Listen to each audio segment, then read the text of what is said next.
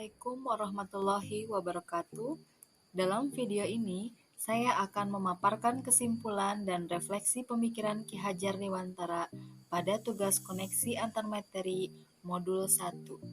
Dalam pendidikan calon guru penggerak, saya difasilitatori oleh Ibu Dokteranda Siti Aisyah MPD dan ada pendamping pengajar praktik yaitu Bapak Yayan Nurzaman SPD dan saya sendiri calon guru penggerak Siti Unaria.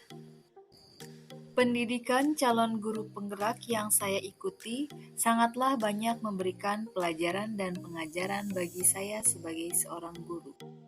Pada kesempatan kali ini, saya akan merefleksikan diri saya melalui 3 pertanyaan berikut.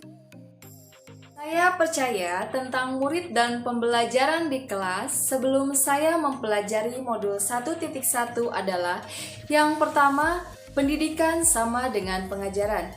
Yang kedua, siswa sebagai kertas kosong. Saya berpikir bahwa anak itu adalah selembar kertas kosong yang tidak atau belum tahu apa-apa. Yang ketiga, guru adalah subjek utama kegiatan pembelajaran. Pembelajaran yang diberikan hanya sebatas transfer ilmu. Peran saya sebagai guru lebih dominan dibandingkan dengan siswa. Saya menganggap siswa tidak akan paham kalau materi pelajaran tidak saya jelaskan. Yang keempat, memberikan tugas yang seragam tanpa mempertimbangkan keragaman potensi siswa. Yang kelima, keberhasilan siswa dilihat dari ketercapaian nilai akhir.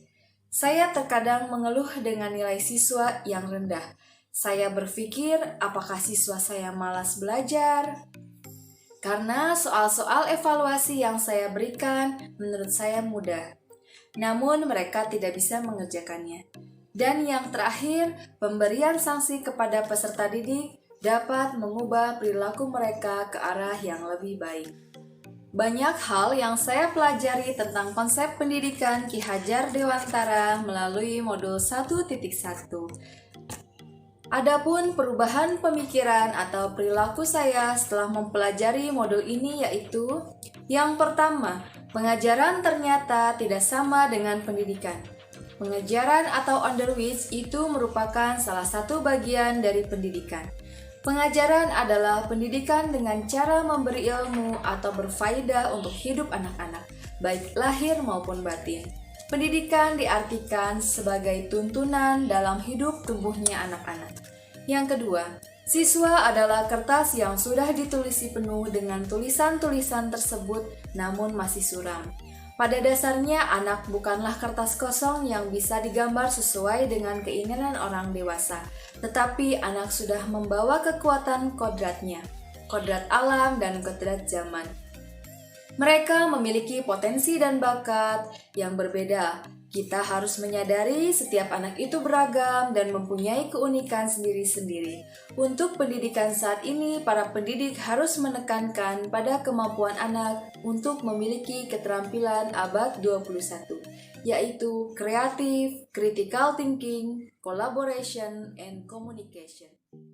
Yang ketiga, siswa sebagai subjek dalam pembelajaran di kelas. Siswa seharusnya memegang kendali dalam pembelajaran dan guru hanya sebagai fasilitator, di mana pada hakikatnya dalam pembelajaran, siswa mencari dan menemukan sendiri pengetahuannya.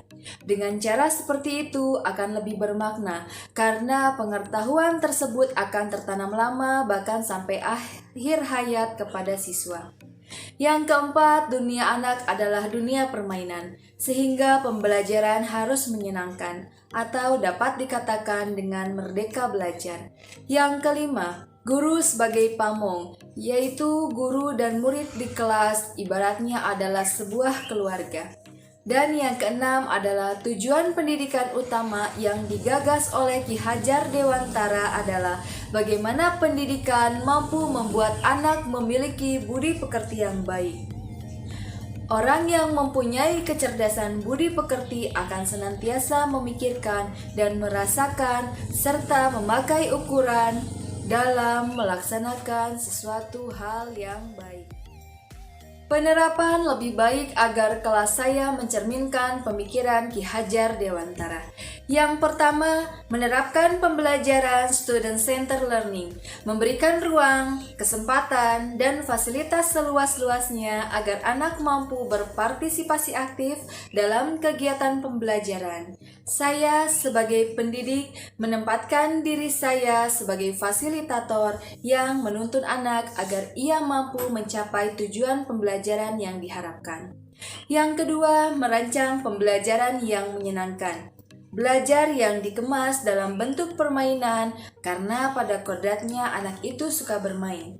Jadi, ilmu yang kita berikan kita kemas dalam bentuk permainan sehingga siswa secara tidak sadar sudah belajar melalui permainan tersebut. Yang ketiga, pembelajaran sesuai dengan kodrat alam dan kodrat zaman. Pembelajaran di kelas seperti menggunakan gawai untuk mencari dan menemukan pengetahuan sendiri melalui internet. Yang keempat, menerapkan sistem AMONG, pendidikan yang menuntun, bukan menuntut. Yang kelima, pembelajaran yang mengutamakan aspek budi pekerti. Sebagai wujud dari tujuan pendidikan yang utama, yaitu lahirnya anak yang tidak hanya kompeten dari segi akademis, namun juga budi pekerti yang baik. Saya sebagai guru selain memberikan wejangan harus bisa juga memberikan teladan yang baik. Kesimpulannya, dengan demikian pendidikan adalah menuntun anak sesuai minat dan bakatnya. Kemudian pendidikan sejatinya adalah berhamba pada anak. Pendidikan yang humanis dengan konsep sistem memberi teladan, membangun motivasi, memberi dorongan, dan perlunya penanaman budi pekerti yang baik dalam pendidikan. Demikianlah pemaparan, kesimpulan, dan refleksi pemikiran Ki Hajar Dewantara pada tugas koneksi antar materi modul 1.1. Semoga bermanfaat. Wassalamualaikum warahmatullahi wabarakatuh.